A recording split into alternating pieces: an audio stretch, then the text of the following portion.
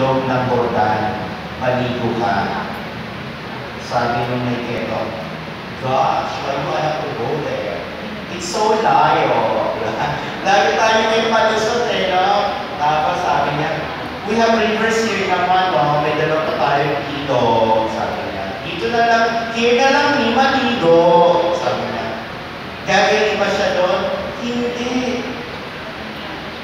Kailangan niya maligo sa Jordan dahil yun ang utos na propeta ng Diyos.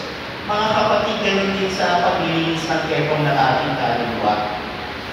Merong solusyon ng Diyos. Pumunta ka sa fire exit, sa confession. Pero sasabihin mo, no na, I have to go direct na lang po ba? Diba? Pwede ba yun? Hindi eh.